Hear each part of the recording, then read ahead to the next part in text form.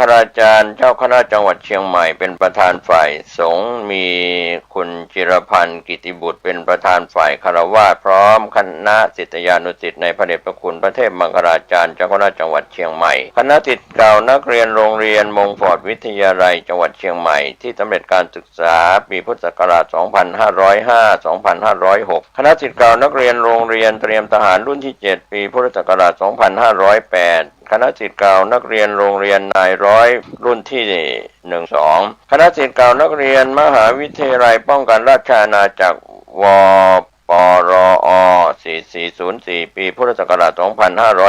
2544กำหนดการศุกร์ที่10ตุลาคมแต่งดาวองค์กฐินช่วงเช้า9 นาฬิกาการแสดงพระธรรมเทศนา 20 นาฬิกาเจริญพุทธมนต์กำหนดการทอดกฐินวันเสาร์ที่11ตุลาคมพุทธศักราช 2568 ทอดถวายกับพระภิกษุที่จำพรรษาท่วนไตรมาสของวัดเชตวันถนนท่าแพตำบลช้างม้อยอำเภอเมืองเชียงใหม่จังหวัดเชียงใหม่9 นาฬิกาคณะเจ้าภาพนำผ้ากฐินขึ้นสู่วิหาร10 นาฬิกา 9 นาทีพิธีถวายผ้ากฐิน11 นาฬิกาถวายภัตตาหารเพลแด่พระสงฆ์สามเณรและเรียนเชิญแขกร่วมรับประทานอาหารกลางวันท่านที่จะร่วมบุญทางภาคปกติและทางออนไลน์ผ่านธนาคารกสิกรไทยสาขาถนนท่าแพชื่อบัญชีวัดเชตวันเลขที่บัญชี16818331168สอบถามรายละเอียดเพิ่มเติมได้ที่เจ้าวาดวัดเชตวัน0815681515ขออนุโมทนากับทุกคนทุกท่านที่ร่วมอานิสงส์ทำบุญทอดกฐินได้บุญได้ความดีโดยทั่วหน้ากัน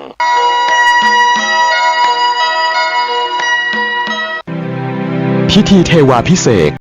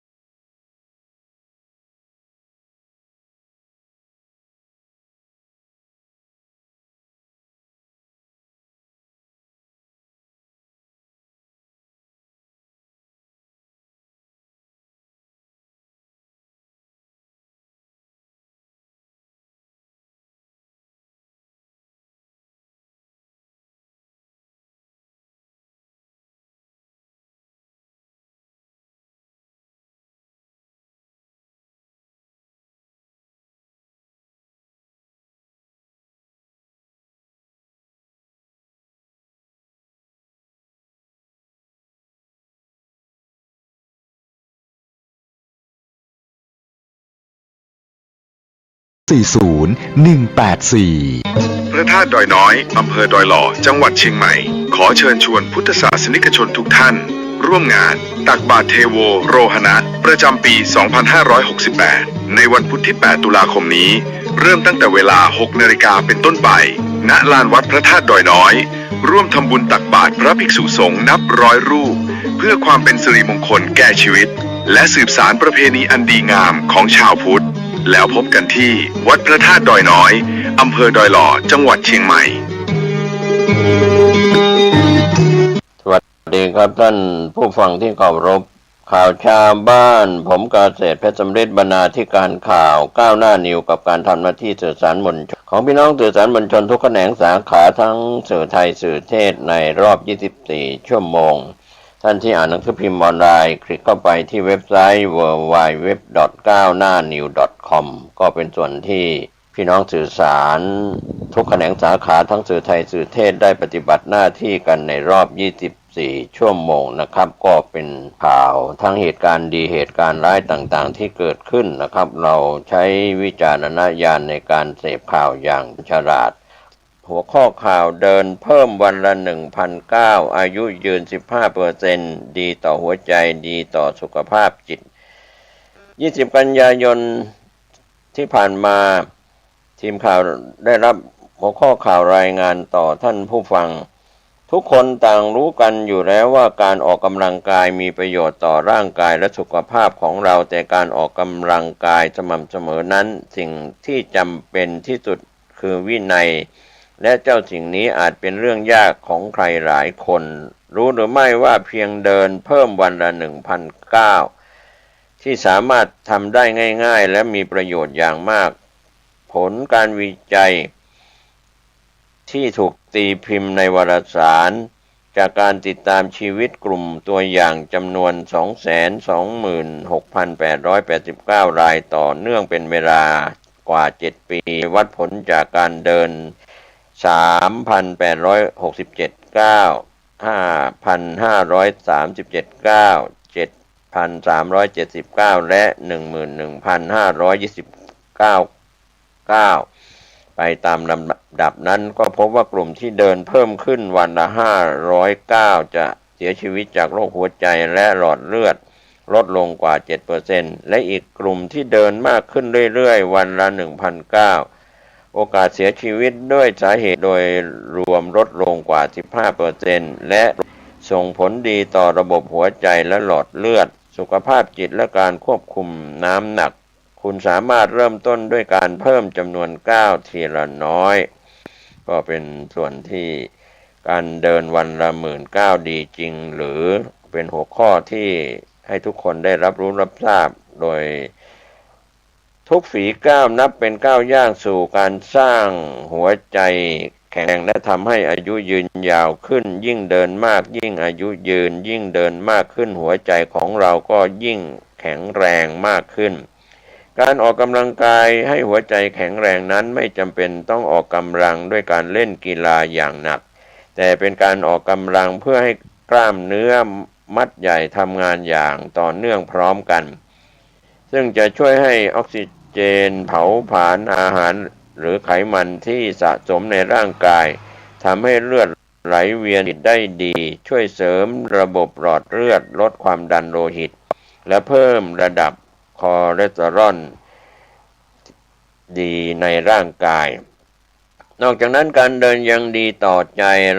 ของเราด้วยในทุกย่างก้าวจะทำให้เรารู้สึกมีชีวิตชีวามากขึ้นช่วยลดความเครียด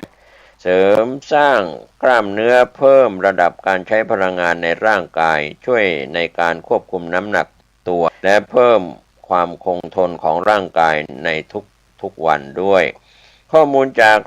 สาขาวิชาอายุรศาสตร์ปัจฉิมวัยภาควิชาอายุรศาสตร์คณะแพทยศาสตร์ศิริราชพยาบาลมหาวิทยาลัยมหิดลระบุว่าจริงๆแล้วที่มาของคำกล่าวนี้มาจากคำโฆษณาของบริษัทญี่ปุ่นที่ผลิตเครื่องนับก้าวตั้งแต่ปีค.ศ. 1965และยังติดหูผู้คนไปอยู่จนถึงปัจจุบันจะว่าไปเป้าหมายการเดินวันละ19,000เพื่อสุขภาพที่ดีก็มีเหตุผลรองรับอยู่เหมือนกันเพราะคนวัยทำงานมักจะเดินได้วันละราวๆ 5,000 ถึง 7,000 ก้าวถ้าเพิ่มการเดินออกกำลังกายอีกวันละ30 นาทีน่าจะได้อีก 3,000 ถึง 4,000 ก้าวรวมแล้วก็น่าจะใกล้เคียง 10,000 ก้าวต่อวันอย่างไรก็ตามมีงานวิจัยเมื่อเร็วๆนี้พิสูจน์ว่าการเดินที่ต่ำกว่าเป้าวันละ19,000เดินให้ได้วันละ 7,000 ถึง 19,000 ก็ยังส่งผลดีต่ออัตราการเสียชีวิตของผู้ร่วมวิจัยไม่น้อยกว่าการเดินวันละ 19,000 เช่นกันดังนั้นการเดินให้ได้อย่างน้อยวันละ 7,000 ถึง 8,000 ก้าวน่าจะมีประโยชน์ต่อสุขภาพอย่างแน่นอนข้อมูลยิ่งเดินยิ่งอายุยืนดีต่อสุขภาพยิ่งไปกว่านั้นยังมีงานวิจัยอีกหลายชิ้นที่พิสูจน์ว่าการเพิ่มจำนวนก้าวเดินให้มากขึ้นส่งผลดีต่อสุขภาพมากกว่าการเดินให้ถึงเป้าหมายเป็นจำนวนก้าวต่อวันด้วยซ้ำไปตัวอย่างงานวิจัยทำให้คนไข้โรคเบาหวานที่ให้คนไข้เดินเพิ่มขึ้นจากการเดินเฉลี่ยวันละ 5,000 ก้าวเป็น 6,200 ก้าวทำให้คนไข้ควบคุมระดับน้ำตาลในเลือดได้ดีขึ้นอีกงานวิจัยหนึ่งทำให้คนไข้หญิงสูงอายุที่มีมันในเลือดสูงที่ให้คนไข้เดินเฉลี่ยเพิ่มขึ้นจาก 6,800 เป็น 8,500 ก้าวต่อวันพบว่าช่วยให้ระดับไขมันในเลือดลดลงนอกจากนั้นยังมีงานวิจัยอีกชิ้นหนึ่งเปรียบเทียบคน2กลุ่มแรกเดินน้อยกว่าวันละ 4,000 ก้าวกับกลุ่มที่2เดินมากกว่าวันละ 8,000 ก้าวพบว่ากลุ่มที่เดินมากมีอัตราการเสียชีวิตน้อยกว่ากลุ่มที่เดินน้อย ข้อสรุปว่าถ้าท่านสามารถเดินได้ถึงหรือเกินกว่าวันละ19,000อยู่แล้วก็ขอให้เดินต่อไปแต่ถ้าท่านเดินได้น้อยกว่านั้นก็ไม่ต้องท้อขอให้ลองตั้งเป้าหมายและเดินให้ได้สักวันละ 8,900 เชื่อว่าสุขภาพของท่านจะดีขึ้นแน่ๆจำนวนก้าวที่เหมาะสมในการเดินต่อวันแตกต่างกันกลุ่มอายุโดยทั่วไปผู้ใหญ่ควรตั้งเป้าหมาย 8,000 ถึง 19,000 ต่อวันเพื่อให้ได้ประโยชน์ต่อสุขภาพทุกก้าวที่เพิ่มขึ้นก็ล้วนมีประโยชน์ต่อสุขภาพไม่ว่าจะเป็นการเพิ่มจำนวนก้าวจาก 5,000 เป็น 6,000 ก็สามารถส่งผลดีต่อสุขภาพได้ก็มีคำแนะนำช่วงอายุผู้ใหญ่ 18 ถึง 59 ปีควรตั้งเป้าหมาย 8,000 ถึง 19,000 ต่อวันเพื่อลดความเสี่ยงโรคเรื้อรังผู้สูงอายุ 60 ปีขึ้นไป 6,900 ถึง 8,900 ต่อวันช่วยรักษาความคล่องตัวและลดความเสี่ยงสุขภาพเด็กและวัยรุ่นควรเดินมากกว่า 12,900 ต่อวันเพื่อรองรับการเจริญเติบโตเหตุผลดีๆที่ควรเดินออกกำลังกายนายแพทย์ธนาวุฒิเลิศเอกธรรมศูนย์กล้ามเนื้อกระดูกและข้อโรงพยาบาลพญาไท3ระบุว่าการเดินเป็นอีกหนึ่งทางเลือกในการออกกำลังกายที่ง่ายสะดวกและลงทุนน้อยเหมาะสำหรับทุกเพศทุกวัยซึ่งการเดินที่ถูกต้องและสม่ำเสมอใช้เวลาเพียงไม่กี่นาทีแต่กลับสร้างเสริมสุขภาพที่แข็งแรงของเราได้ในระยะยาวช่วยให้ระบบต่างๆภายในร่างกายทำงานได้ดีมากขึ้นกว่าที่เคยเป็นจนเราต้องประหลาดใจทีเดียวช่วยลดความเสี่ยงโรคกระดูกพรุนสร้างความแข็งแรงให้กล้ามเนื้อเอ็นข้อต่อการเดินที่ถูกสุขลักษณะอย่างสม่ำเสมอสามารถเพิ่มความหนาแน่นของกระดูกในผู้หญิงวัยหมดประจำเดือนได้เพราะช่วยลดความเสี่ยงโรคกระดูกพรุนชะลอการสูญเสียมวลกระดูกเพราะการเดินเป็นการออกกำลังกายแบบต้านแรงโน้มถ่วงโลกทำให้กระดูกถูกกระตุ้นให้ผลิตเซลล์ออกมามากขึ้นลองสังเกตคนที่นอนหรือนั่งทั้งวันจะพบว่ามวลกระดูกจะลดลงกล้ามเนื้อรีบเหลวไม่กระชับการออกกำลังเพียงวันละ30 นาทีจะช่วยให้กระดูกแข็งแรงขึ้นและลดความเสี่ยงรวมทั้งผลกระทบอันเกิดจากโรคกระดูกพรุนได้ด้วยแถมยังสร้างความแข็งแรงของกล้ามเนื้อเอ็นที่ต้นขาเข่าน่องข้อเท้าช่วยกระชับหน้าท้องและสะโพกในคนที่เป็นโรคกระดูกพรุนรุนแรงหรือเคยกระดูกแตกควรหลีกเลี่ยงการออกกำลังกายที่อาจเสี่ยงอันตรายควรปรึกษาแพทย์ปรึกษาที่ต้นเหตุเสียก่อนและเลือกกิจกรรมการออกกำลังกายที่เหมาะสมที่สุดส่วนท่านที่มีอาการปวดข้อเข่าข้อเท้าการเดินออกกำลังกายในน้ำก็เป็นอีกทางเลือกที่เหมาะเพราะช่วยลดแรงกดที่ข้อต่างๆและแรงต้านในน้ำจะช่วยทำให้กล้ามเนื้อและเอ็นรอบข้อแข็งแรงขึ้นช่วยลดความเสี่ยงต่อการเกิดสารพัดโรคร้ายผลวิจัยด้านสุขภาพสตรีมหาวิทยาลัยฮาวาดพบการเดินต่อเนื่อง 3-5 ชั่วโมงต่อสัปดาห์ช่วยลดความเสี่ยงการเกิดมะเร็งเต้านมและมะเร็งมดลูกได้กว่า 54%ลดความเสี่ยงต่อการเกิดโรคมะเร็งลำไส้ใหญ่ได้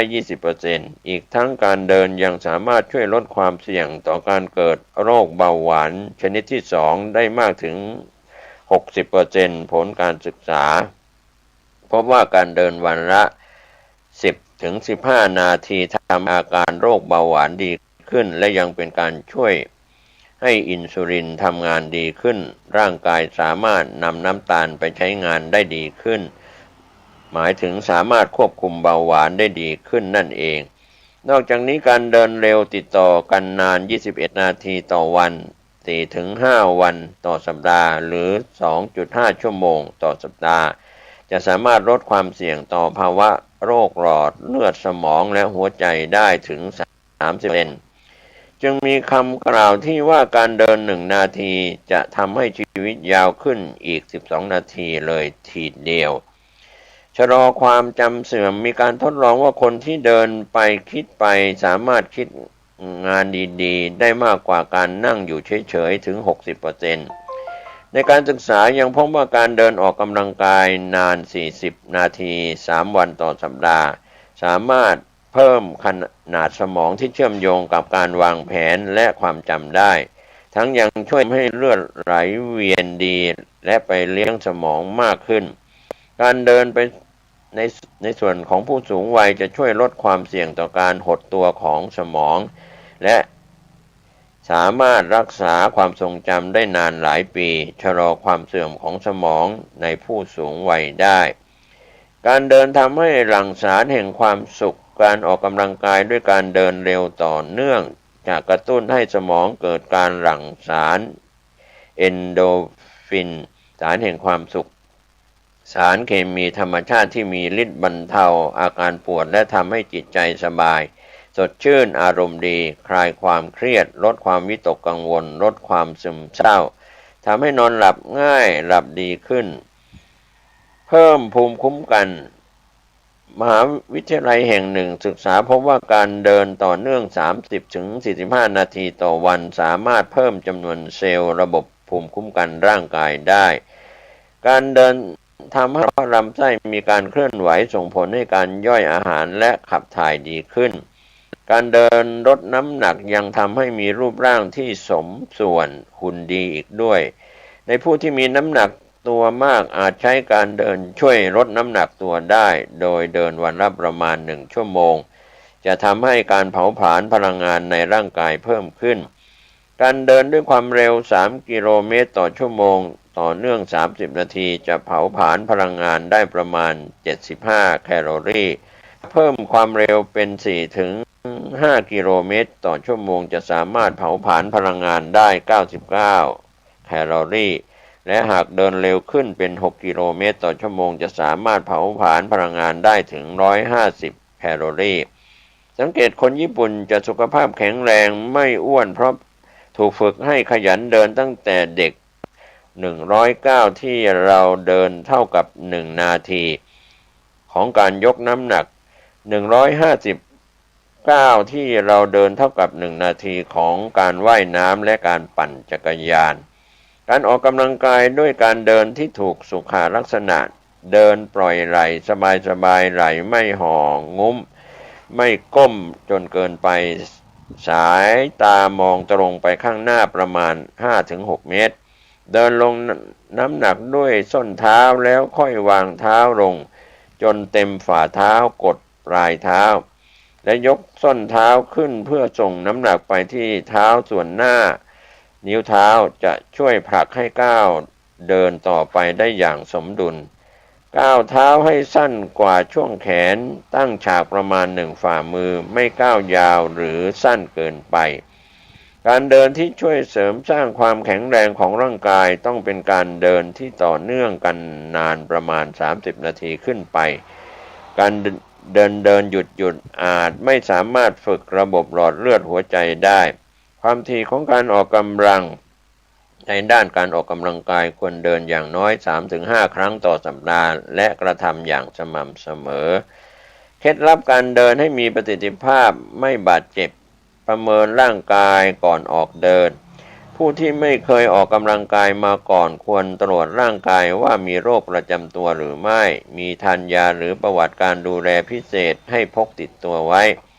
การเดินควรเริ่มจากน้อยๆก่อนเช่นเดิน5 นาทีแล้วสังเกตว่าร่างกายรับไหวหรือไม่แล้วค่อยๆเพิ่มเวลาให้มากขึ้นค่อยเป็นค่อยไปอย่าหักโหมเพราะอาจทำให้เกิดผลเสียได้เลือกใส่เสื้อผ้ารองเท้าสำหรับการออกกำลังกายควรเลือกสวมเสื้อกางเกงที่ยืดหยุ่นระบายเหงื่อได้ดีรองเท้าควรเป็นรองเท้าสำหรับออกกำลังกายป้องกันการลื่นหรือหกล้มไม่บีบนิ้วเท้าน้ำหนักเบากระชับข้อเท้าได้ดีพื้นมีวัสดุลดแรงกระแทกเพื่อช่วยกระจายน้ำหนักมีแรงส่งในการยกเท้าทำให้เมื่อยช้าลงช่วยป้องกันการบาดเจ็บที่เอ็นฝ่าเท้าข้อเท้าเข่าหรือขาทำให้เดินสบายเดินได้ต่อเนื่องและนานขึ้นอย่าลืมวอร์มอัพ คอนดาวก่อนหลังการเดินเพื่อออกกำลังกายควรอบอุ่นร่างกายด้วยการวอร์มอัพเบาๆยืดเส้นยืดสายกล้ามเนื้อข้อต่อก่อนการเดินเพื่อให้ร่างกายรับรู้ถึงการเตรียมพร้อมในการทำงานระบบต่างๆไม่ว่าจะเป็นระบบไหลเวียนเลือดระบบหายใจกล้ามเนื้อข้อต่อนอกจากนี้ก่อนหยุดเดินต้องค่อยๆผ่อนแรงเป็นคอนดาวคือและยืดกล้ามเนื้อเบาๆจะช่วยลดอาการบาดเจ็บจากกล้ามเนื้ออักเสบหรือเป็นตะคริวทั้งยังเป็นการช่วยปรับระดับการทำงานของหัวใจปอดเข้าสู่ระยะผ่อนคลายหลังออกกำลังกายซึ่งมีความสำคัญมากโดยเฉพาะในผู้สูงวัยเพื่อไม่ให้เกิดภาวะระบบกล้ามเนื้อข้อต่อรวมถึงระบบหัวใจและหลอดเลือดหยุดกระทันหันแกว่งแขนเพิ่มแรงส่งและทำให้ระบบน้ำเหลืองทำงานได้ดีแรงเหวี่ยงเบาๆจากการแกว่งแขนจะทำให้มีแรงช่วยส่งให้ร่างกายไปข้างหน้าช่วยให้การเดินทรงตัวมีประสิทธิภาพและเดินได้คล่องแคล่วมากขึ้นที่สำคัญตำราแพทย์แผนจีนที่ใช้กันมานับพันปีเชื่อว่าในบริเวณรักแร้ขาหนีบเป็นจุดรวมของเส้นเลือดเส้นประสาทและต่อมน้ำเหลืองจากสมองไปยังอวัยวะส่วนต่างๆซึ่งระบบน้ำเหลืองไม่มีปั๊มเหมือนระบบเลือดที่มีหัวใจดังนั้นการเดินแกว่งแขนจึงช่วยกระตุ้นให้น้ำเหลืองตามข้อพับต่างๆเกิดการไหลเวียนดีช่วยระบายและขับของเสียที่ค้างตามจุดต่างๆการแกว่งแขนจากข้างหน้าไปข้างหลังตามจังหวะก้าวเท้าไม่ควรแกว่งแรงจนเกิดการกระชากหัวไหล่อาจเกิดการอักเสบของเอ็นข้อไหล่เรื้อรังได้การเดินขึ้นบันไดหรือทางลาดชันการเลือกเดินออกกำลังในพื้นที่เอียงลาดชันหรือขั้นบันไดจะเป็นการเดินที่กระตุ้นให้สมองหัวใจปอดและกล้ามเนื้อทำงานมากขึ้นเผาผลาญพลังงานได้มากกว่าการเดินเร็ว 2-3 เท่าทีเดียวบางคนอาจบอกว่าทำงานบ้านเป็นการออกกำลังกายที่เพียงพอแล้วแต่หากการทำงานบ้านไม่สามารถทำให้หัวใจและหลอดเลือดให้ทำงานเพิ่มขึ้นได้อย่างต่อเนื่องได้จะไม่ถือว่าเป็นการออกกำลังกายที่สามารถเพิ่มความแข็งแรงของร่างกายได้อย่างเต็มที่อย่างไรก็ตามการทำงานบ้านก็ยังเป็นกิจกรรมการออกแรงที่ดีอย่างหนึ่งดีกว่าไม่ออกแรงอะไรเลยสำหรับท่านที่ไม่มีเวลาออกกำลังกายจริงๆก็ควรหาโอกาสเดินให้ได้มากที่สุดในระหว่างวันเช่นการเดินแทนการนั่งรถการเดินขึ้นบันไดแทนการใช้ลิฟต์อย่างน้อยให้ร่างกายได้ต้านแรงโน้มถ่วงของโลกไม่เสี่ยงกับภาวะกระดูกพรุนในอนาคตแต่ถ้าใครเดินได้น้อยจริงๆลองเริ่มตั้งเป้าหมายที่จะ